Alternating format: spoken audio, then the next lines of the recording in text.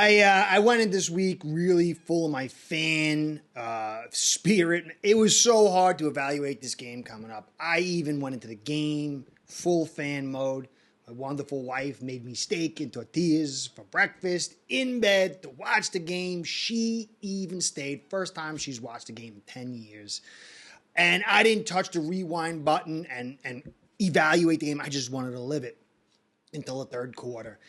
And so here we are, Dolphins 6-3 going into the bye. Defeat at the hands of KC in Germany.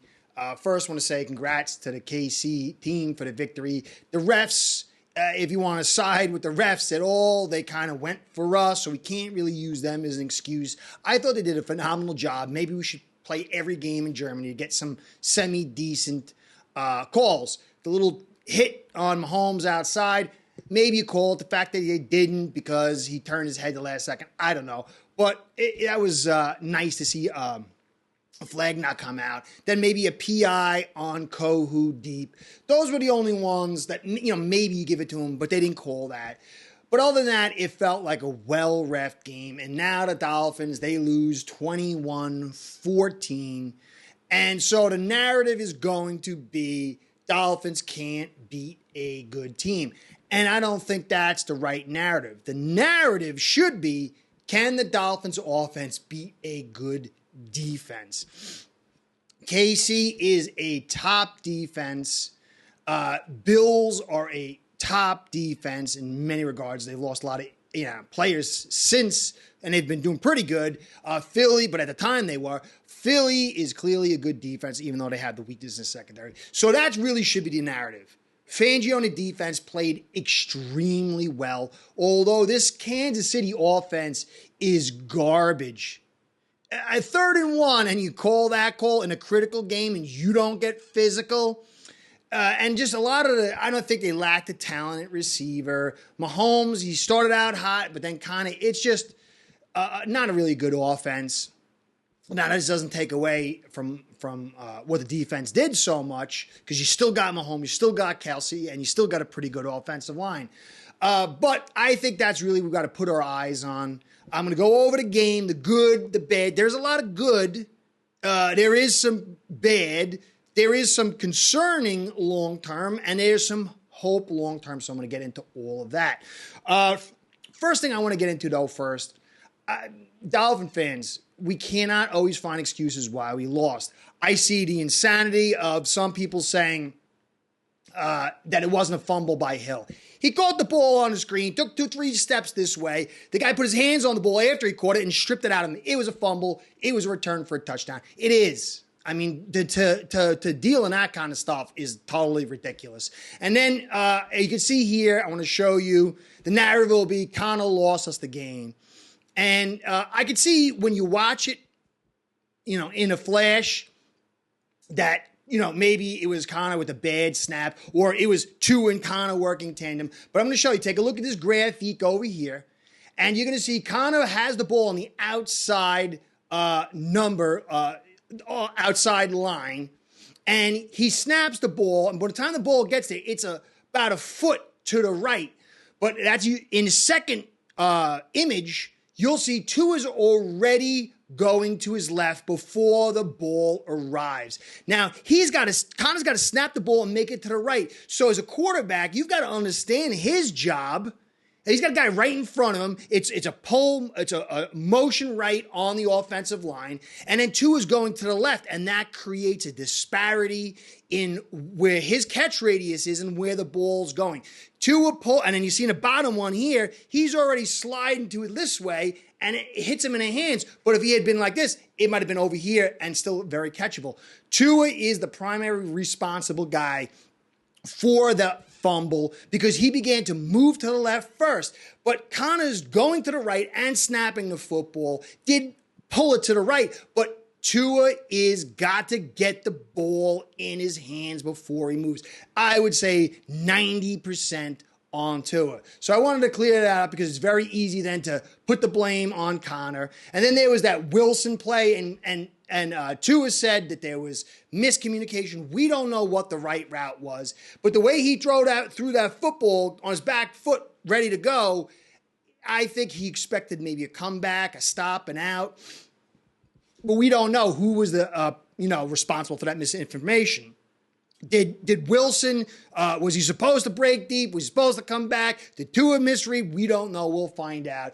That was a critical play on a 3rd and 10. But when you get all that stuff out of the way, what is the essence of the game? The essence of the game is KC came out hot, looked bad for the defense. Defense buckled down and stopped KC when they needed it most, got turnovers. This defense played phenomenal. And I don't care if they're a little too finesse over there at KC or they don't have the greatest receiver talent. You still have an excellent offensive coordinator, an excellent offensive line, unbelievable quarterback, and Kelsey, who's probably the best in 1 or 2 tight ends in the league.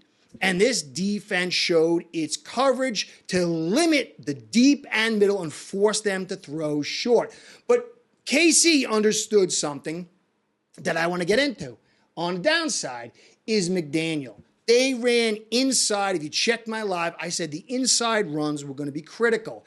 And McDaniel really didn't start to deliver the right game plan until about 5 minutes into the 3rd quarter. He ran a inside zone run off Jones and Teron, and it was a nice run. It set up the touchdown, a foul to Wilson. But that style didn't find its way till very, very late. And then, sadly, Robert Jones got hurt. It doesn't look good. I like the kid, and it's a big loss for us if he's down for a long period of time. I hope he's all right. Waddle, I know, got injured, but that looks more of like a Nick-type stuff. But Jones, it looked bad. But McDaniel opened up with a lot of exterior stuff.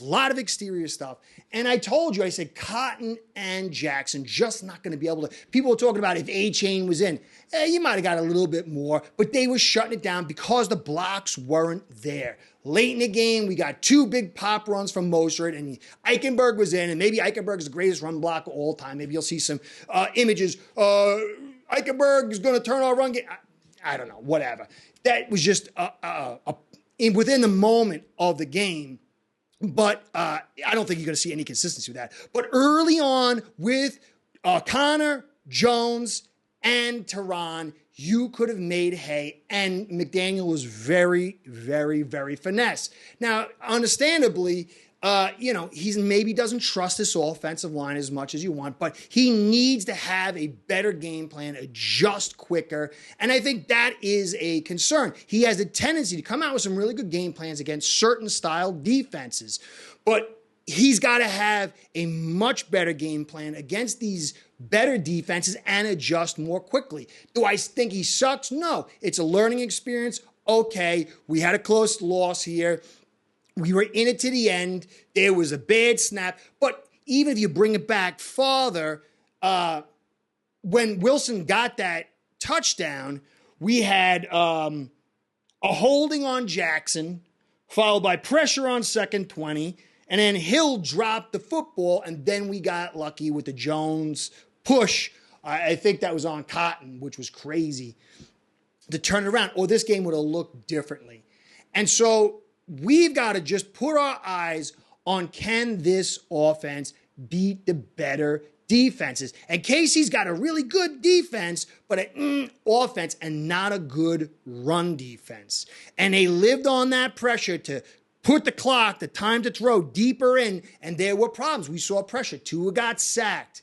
It comes back again, guys, to the offensive line.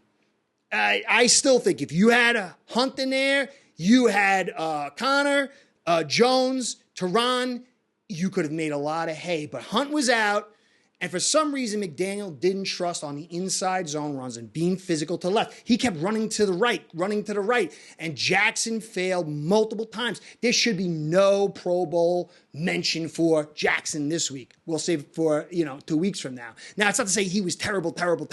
In the run game, he was terrible. In the pass game, there were some issues. We get into that, but I don't blame it all on him. It was just a combination here. And I thought that McDaniel should have been more astute in understanding his talent and physical inside, which could have opened a lot of stuff up. Hill, he had a bad game. Those 2 drops and the fumble was big. he's not going to see a game again like this for a long time. And so that's something you got to hold in the bubble. If he had a better game, didn't have those 2 drops and a fumble, maybe we could have won, maybe. Ace Per Head's betting software is the premier white label platform for bookies to manage their players and grow their sportsbook operation. Click the link in the description below to get set up in minutes. Ask for the Curtis promo and get a special introductory discount. Pass rush. Now, on a defense, I liked our coverage. I liked what Fangio did. Fangio showed himself to be excellent. This secondary showed themselves to be excellent, and they're going to get better and better and better. But the edge pressure wasn't really there as I expected. I thought Taylor, I guess on the outside, I think that's his name, the right tackle. It's always false start and holding. Against Phillips would be a mismatch, but it wasn't. I got to go back and see. But overall, the defense was good. Now, Waddle played really well. That injury slowed him. It could have changed things with Hill and Waddle. Because you could see they did the double reverse, and they're like, oh, look at the speed on Waddle. You could see he wasn't 100%. Wilson came up big. He had that big go that was maybe not supposed to be the right move, but then he had the touchdown. So that was nice to see with that. Hunt's return, again, is going to play. Hunt and Connor will open stuff up, and we might not see the stuff. But now you're going to have Cotton and Eichenberg as your primary left guard. And it's going to be very interesting to see how this plays out. But we will see a boost in this run game, and the run game's critical. And A-Chain will expand on these runs more than Mostert, but the holes have to be there. And if they're not there, I don't care if it's A-Chain or Mostert. So we got to just hold on to that. Now, penalties, we had a lot of key penalties early, and then they got sloppy late. I mean, Casey just said, here. We said, no, here. It was really sloppy first, sloppy second, and then sloppy. It was sloppy game all around, except for Casey in that first half. Now, I even saw somebody say Ahmed was responsible for the 6-yard loss. There was a guy shooting through the hole. It wasn't his fault. Nobody's getting out of that except for Barry Sanders, maybe, or Walter Payton. Can't blame the kid for that. So ultimately, I don't fall into the optics of we can't beat a good team. We can. It's can this offense beat a good defense? And there are better defenses out there, guys. There are more difficult defenses for us to face in the coming weeks. The Jets, they don't put many points on, but that defense is stellar. And so, yeah, if you look at the talent level, we're going to blow them out. But we've got to prove to be able to beat these good defenses. Then you got the Ravens in their house and Dallas. So we've got to prove that. I'm not saying we can't, but the offensive line will rise in prominence against the better defenses. And it's going to limit our ceiling of this offense. Hill, Tua didn't have the greatest game, but Mahomes was 20 for 30 for 185 with 2 TDs and 2 sacks. Tua was 21 for 34, 193, 1 TD. 5.2 average for Tua, 6.2 by Mahomes.